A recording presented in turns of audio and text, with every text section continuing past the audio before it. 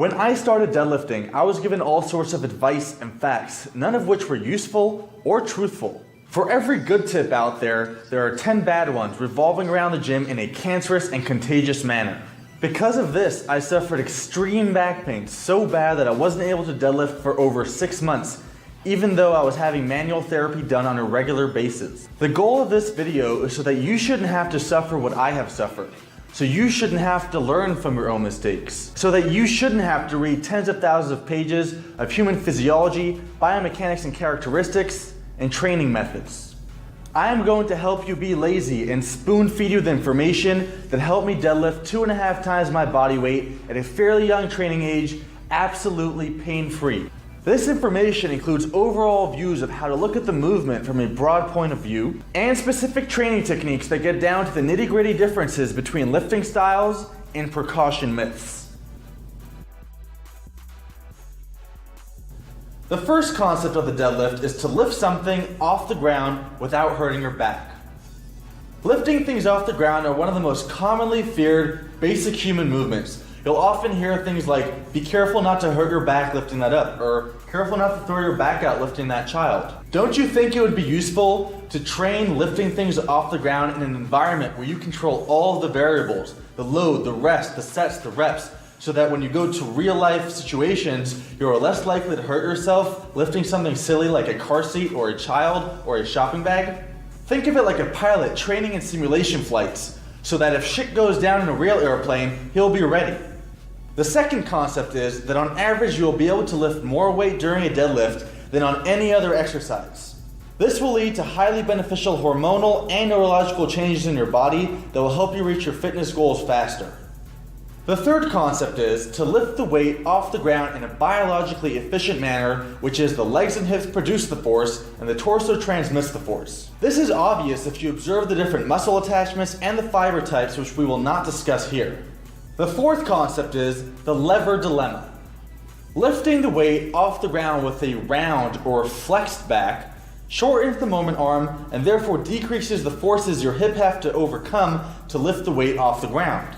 The negative side to this is that lifting stuff off the ground with a more rounded or flexed back places more of the stress on the ligaments and the tendons of the lower back, which take longer to recover in between workouts. Therefore, you won't be able to deadlift as frequent. On the other hand, deadlifting with a very arched or extended back places more of the stress on the muscular structure, which takes shorter recovery time in between workouts, but it will increase the length of your torso, which will increase the length of the moment arm, which will increase the forces your hips will have to overcome to lift the weight off the ground. So how do you decide which method is most appropriate for you? If your goal is to lift the maximum amount of weight, then you have to find the perfect balance between round back and training frequency. This means that you have to find the balance that will allow you to lift the most amount of weight and train frequent enough that you will still make your desired progressions. If your goal is mainly aesthetics, then you should stick to the arched or extended back position, since the increased length of your torso will increase the forces your hips have to overcome to lift the weight to equal that of which they would have to overcome if you were using heavier weight.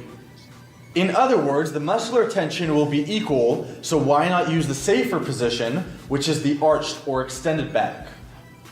Now keep in mind that I brought up the rounded back position over here just so that I should have not missed any part of the deadlift. But you should know that this is an advanced method. If you are an advanced lifter and you're looking for something to give you the edge, you are looking to play around with your physiology and your biomechanics so that you can lift slightly more weight, then possibly using a rounded back may help you. However, if you are new to lifting, you want to make sure that you can do a proper hinge and lift the weight off the ground with a perfectly extended back, the way I will discuss later in this tutorial, before you ever try to lift it with a rounded back. Also keep in mind that when I'm talking about flexed back and extended back, we're talking about the deadlift, which is usually a max strength exercise. I am not saying that you should never lift something off the ground with a rounded back. This is completely foolish. Our back can flex and extend and it's made to flex and extend. You should be able to lift stuff off the ground with a rounded back. But when you're talking about max strength, you're looking for the biomechanically most efficient and safest manner.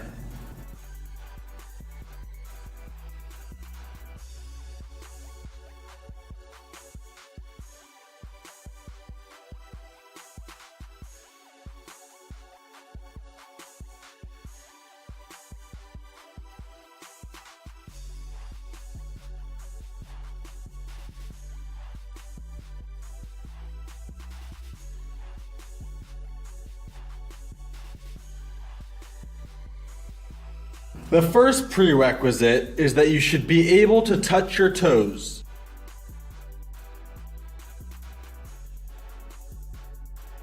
The second prerequisite is that you should be able to reach a barbell with a flat back, packed chin, and vertical or almost vertical shin. If you can't, you fall into one of two categories. The first category is pattern limitations. This means that every individual joint has the range necessary to complete the movement,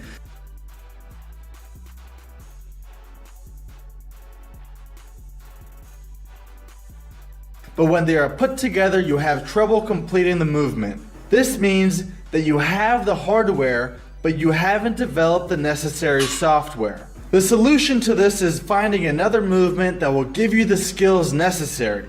Some examples are good mornings, hanging leg raises, and Supermans, because all of these exercises share similar motor patterns to the deadlift and therefore may have sufficient carryover to help you deadlift properly.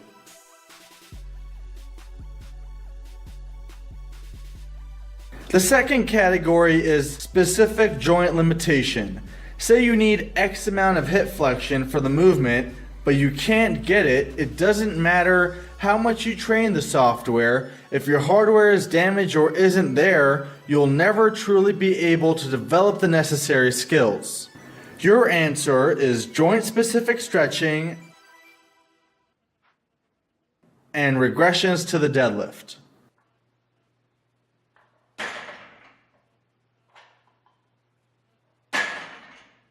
The specifics on how to improve your ability to deadlift and how to get maximal gain with minimal pain will be covered in greater depth in episode 4 of this deadlift series.